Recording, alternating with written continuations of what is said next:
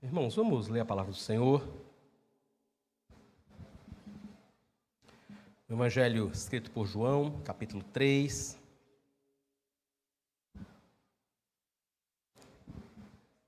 A partir do versículo 22. João 3, 22. Diz assim a Escritura: Depois disso, Jesus foi com seus discípulos para a terra da Judéia, ali permaneceu com eles e batizava. Ora, João também estava batizando em Enom, perto de Salim, porque ali havia muitas águas, e o povo se dirigia para lá e era batizado, pois João ainda não havia sido preso. Então surgiu uma discussão entre os discípulos de João e um judeu a respeito da purificação.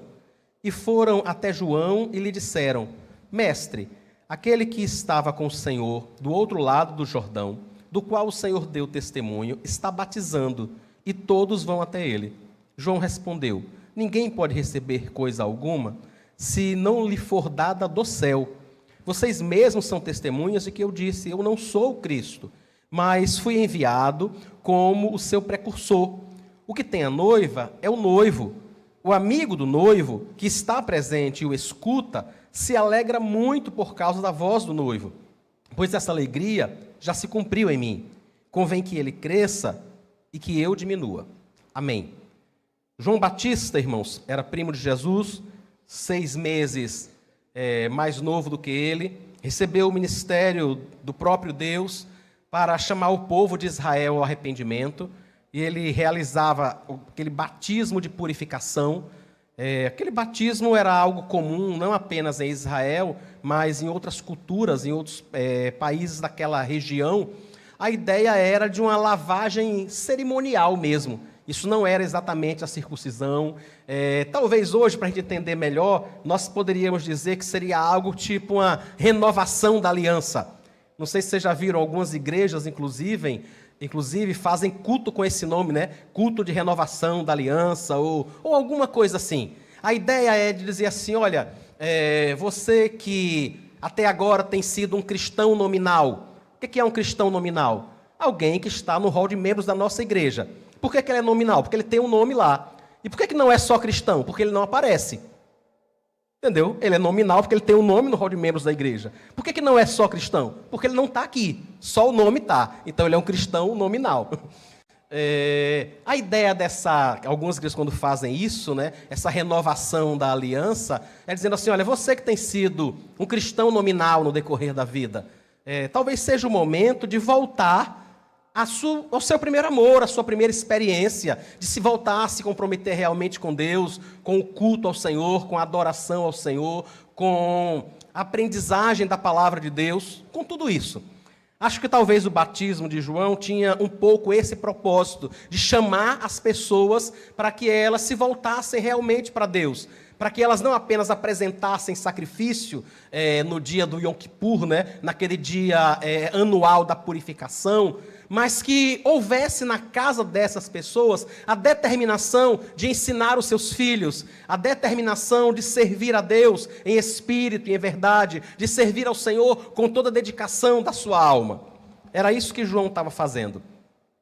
O Senhor Jesus é aquele que é batizado por João, é Ele mesmo que se apresenta, e Ele diz que faz isso para que se cumpra toda a Escritura, para que tudo seja realmente cumprido. O Senhor não tinha algo do que se arrepender, Ele não tinha como pecar. Nós já comentamos isso aqui várias vezes, e eu acho que não tem problema nenhum voltar a lembrar sempre. O Senhor Jesus não podia pecar, irmãos. Isso era impossível a Ele. Ele não pode pecar, Ele é Deus, não tem como pecar. Ele não tinha nada do que precisasse se purificar. Mas eu citei esse momento apenas para ressaltar aquilo que João Batista diz, quando Jesus vem caminhando na direção dele. João Batista diz: olha, é este o Cordeiro de Deus. Esse é o Agnus Dei, é a expressão latina que dá nome àquela música que a gente canta, que a gente já cantou. O Agnus Dei. Então ele diz assim: esse é o Cordeiro de Deus. Ele reconhecia que ele não era o Cordeiro. Ele reconhecia que ele não era o noivo, ele não era o rei, ele é alguém que estava anunciando, ele deixa isso muito claro. Depois disso, aqueles que andavam com o Senhor Jesus começam a batizar, é o que diz o versículo 22. Eles estão batizando e as pessoas permaneciam com eles, né, o grupo do Senhor Jesus, e mais pessoas iam se juntando. Nisso, tem sempre essas pessoas, né, que levantam esse tipo de discussão. Não é de todo ruim, irmãos. Não sei se a motivação das pessoas é sempre boa, mas não é de todo ruim. Vocês vejam que aí no versículo 25, diz assim: então surgiu uma discussão entre os discípulos de João e um judeu a respeito da purificação. Talvez alguém tenha questionado os discípulos de João, dizendo: será que o ministério do seu mestre não vai enfraquecer? Porque ele começou, mas aquele homem, que ele mesmo tinha batizado, agora esse homem está batizando outras pessoas e o grupo dele está crescendo. Eu não sei, irmãos, exatamente qual era a motivação da pessoa que suscitou esse tipo de discussão. Mas o que eu acho maravilhoso é que Deus é aquele que transforma mesmo situações difíceis e às vezes motivações incorretas em coisas que edificam. Vocês vejam que se esse moço não tivesse causado esse tipo de discussão, talvez nós não tivéssemos um texto como esse. Talvez nós não tivéssemos uma resposta tão clara quanto essa. A igreja, irmãos, tem crescido muito em épocas onde a heresia se destaca. Quantas e quantas vezes a igreja tem preparado respostas, tem pensado de forma muito melhor sobre um determinado tema para apresentar uma resposta contundente a manifestações heréticas. Aqui acontece algo parecido. A pessoa diz assim: rapaz, não está acontecendo alguma coisa não. O ministério do seu mestre não vai perder em popularidade, não vai perder de alguma forma. E aí João conversa com eles, irmãos, e esclarece. E vejam que aqueles que vão conversar com ele, no versículo 28, sabem que João tinha dado testemunho dele. Sabem que João tinha dito: olha, é ele que é o Cordeiro de Deus. E apontou para ele: é esse o Cordeiro de Deus. Mas João deixa muito claro, logo no versículo 27, ninguém pode receber coisa alguma se do céu não lhe for dada. Ele estava fazendo uma referência a ele mesmo. Ele estava dizendo: olha, o que eu faço, não faço por mim mesmo. Eu recebi isso de Deus. Isso é um ministério, é um chamado, é algo que eu recebi de Deus. Ele, inclusive, chega a dizer depois, no versículo 28 ainda, né, ele diz: olha, vocês mesmos são testemunhas do que eu disse. Eu não sou Cristo, não sou. Eu fui enviado como precursor dele. Eu sou apenas alguém que está anunciando, que está apontando para ele. A ideia de um precursor aqui, irmãos, é alguém que ia à frente de uma autoridade, anunciando aquela autoridade, dizendo quem ele era, dizendo: olha, esse homem aqui é o rei de tal lugar, ele fez isso, ele fez aquilo. Ele não chamava atenção para si, ele precisava chamar atenção para aquela outra pessoa. Na discussão, os discípulos de João, incitados por esse judeu, né, que vai lá discutir com eles, essas pessoas, na realidade, estão dizendo: mas e você, como é que fica? E João diz: eu fico aonde eu deveria estar. Eu fico aonde eu fui colocado para estar. Eu fico naquilo que Deus me chamou para fazer. Porque eu recebi isso de Deus. Foi isso que eu recebi. E aí ele explica sobre a glória do noivo. O que tem a noiva é o noivo. O amigo do noivo, ele, né? O amigo do noivo se alegra muito por causa da sua voz. Aí ele diz: essa alegria já se cumpriu em mim. Eu já tive essa alegria. Eu já ouvi a voz do noivo. Ele veio até mim e foi batizado. Eu parei, olhei para ele e disse: olha, quem tem que ser batizado por você sou eu. Quem tem pecados aqui sou eu. Mas o Senhor diz a ele: João, deixe assim. Deixe que seja. E é muito legal, irmãos. É uma bênção quando nós entendemos o nosso lugar e entendemos quem é o Senhor. João não para, irmãos, e fica lá 2 horas argumentando com Jesus. Não, eu não vou deixar não. Não, mas não tem jeito que eu não vou fazer isso com o Senhor. De jeito nenhum que eu vou lhe batizar. Irmãos, ele entende que ele é servo. Entende quanto isso é relevante? Ele diz, Senhor, quem deveria ser batizado sou eu. Aí o Senhor diz, João, pode deixar, por hora vai ser assim. E ele faz, sim senhor, vem aqui que eu vou lhe batizar.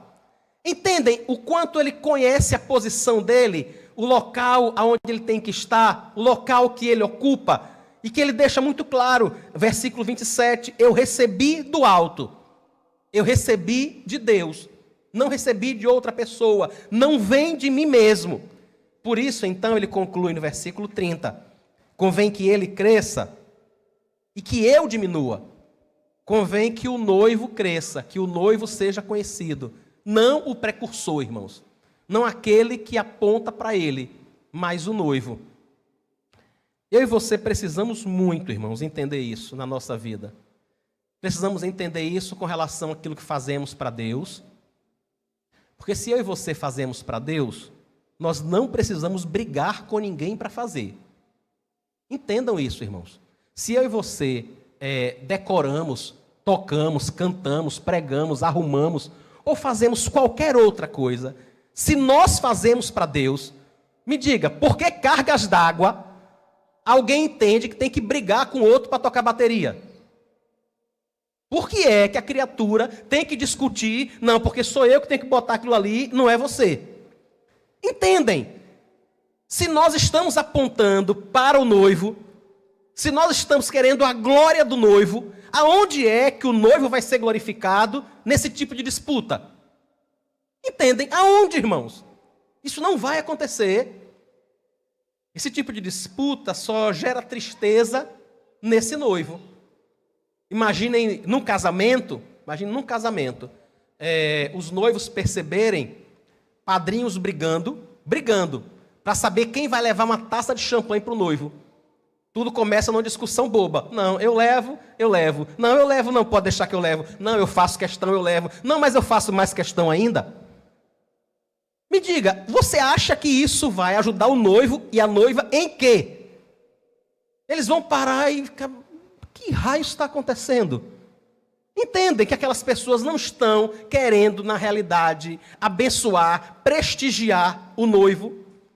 Irmão, se eu e você entendermos isso, nós vamos perceber que nós podemos ficar aonde o Senhor nos colocou. Às vezes pode até parecer um local onde as pessoas não nos notam. Inúmeras vezes são. Inúmeras vezes. Graças a Deus por isso. Porque eu e você sabemos o quanto nós somos orgulhosos, o quanto nós gostamos de aplausos, o quanto nós gostamos de holofotes. Todos nós somos assim, irmãos. Todos nós.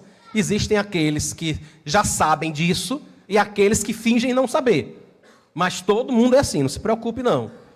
Entenda, então, inúmeras vezes Deus, por sua misericórdia, por sua bondade, por sua graça, cuidando do nosso coração, nos permite servi-lo sem que ninguém veja. Sem que isso chame atenção para ninguém. Nos permite honrá-lo quando apenas o noivo está olhando. Não tem mais ninguém olhando. Só o noivo. Só ele. Às vezes à noite, às vezes em um local distante, não tem ninguém por perto para dizer assim, cara, que negócio bom que você fez. Só o noivo, irmãos. Só aquele a quem eu e você queremos honrar. Não é fácil isso para a gente.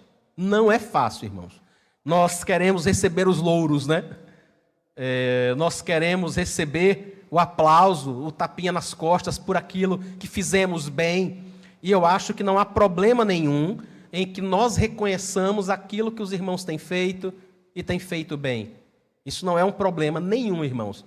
Problema é eu e você acharmos que só dá para a gente fazer se tiver esse tipo de retorno. Se não tiver, não dá. E algumas vezes nós agimos assim, né? Algumas vezes a gente para e diz, não, mas ninguém reconhece o que eu faço. Ninguém nota. Para que eu vou fazer? Porque você faz para honrar o noivo. É por isso que você precisa continuar a fazer. É por isso que eu preciso continuar a fazer, mesmo quando, irmãos, os resultados às vezes não são muito bons.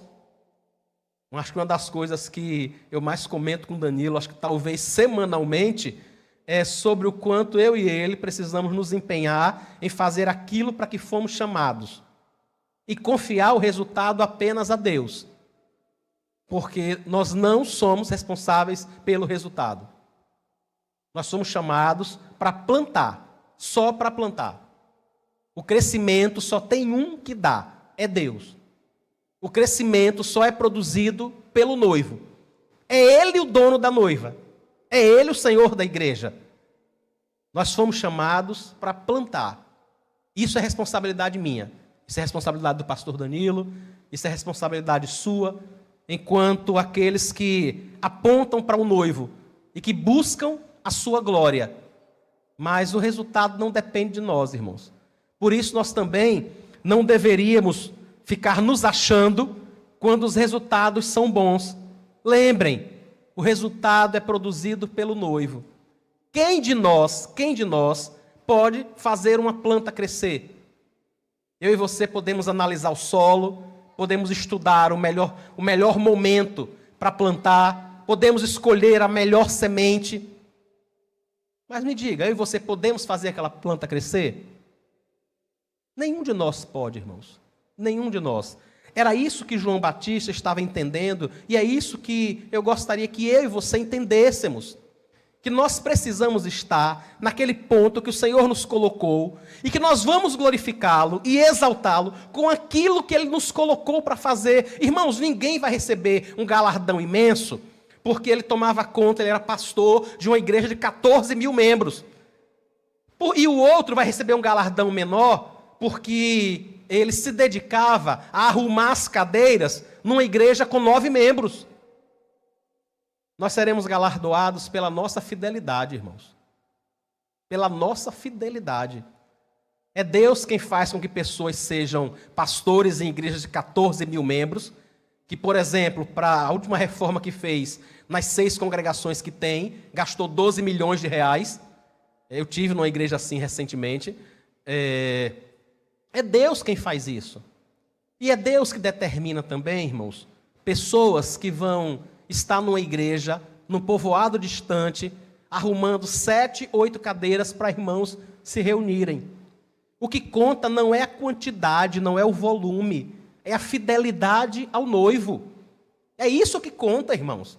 O que conta é eu e você pararmos, onde quer que seja, fazendo uma coisa que aparentemente é muito grande, ou aparentemente é muito pequena. O que mais conta é a gente poder parar e dizer assim, olha, essa alegria se cumpriu em mim.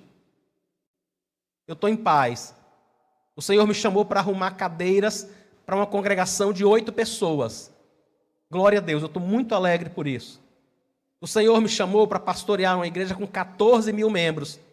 Glória a Deus por isso.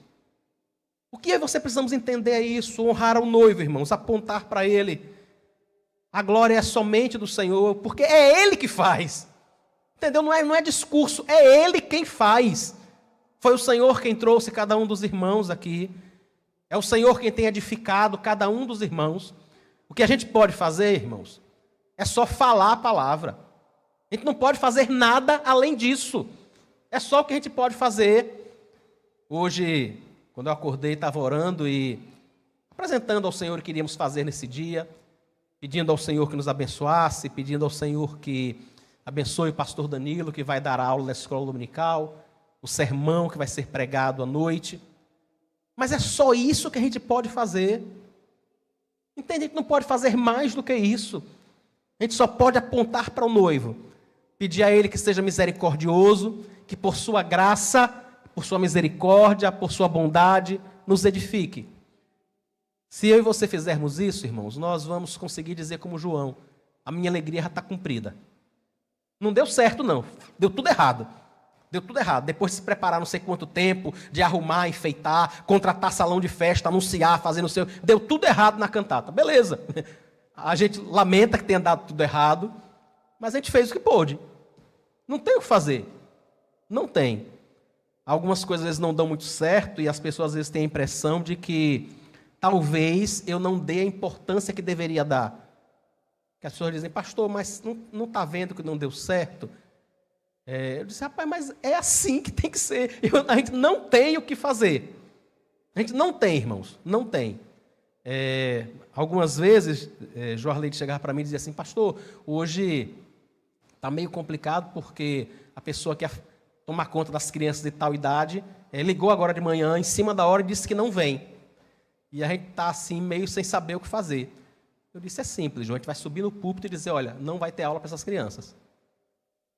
Os pais vão ficar chateados. Vão. Mas e aí, o que a gente pode fazer? Me diga. O que é que se pode fazer além disso? Nada, irmãos, simplesmente nada. A gente só pode fazer o que está ao nosso alcance. O resultado pertence apenas ao noivo, para quem todas essas coisas apontam. Que o Senhor lhe abençoe, que Deus lhe sustente, a mim também, e nos ajude a entendermos isso. Vamos orar ao Senhor? Senhor Deus, obrigado. Obrigado pelo privilégio que o Senhor nos dá de participarmos da Tua obra. Muito obrigado por tão grande privilégio. Muito obrigado. O Senhor não precisa de nós. O Senhor chamou tudo à existência a partir do nada. O Senhor pode fazer tudo o que quiser, da forma que quiser. E o teu querer foi usar pessoas como nós. Muito obrigado por tão grande privilégio. Muito obrigado por podermos apontar para o noivo. Muito obrigado. Muito obrigado, Senhor, por poder dizer às pessoas que o noivo é o Senhor, que é o Senhor que é o digno da adoração, dos aplausos, dos tapinhas nas costas. O Senhor é o merecedor de todo reconhecimento, porque é o Senhor quem faz todas as coisas. Obrigado, Senhor, pelo privilégio de participarmos. Obrigado pela honra de conhecermos ao Senhor. Muito obrigado. Nós te oramos agradecidos no nome de Jesus. Amém. Natália, você vai falar?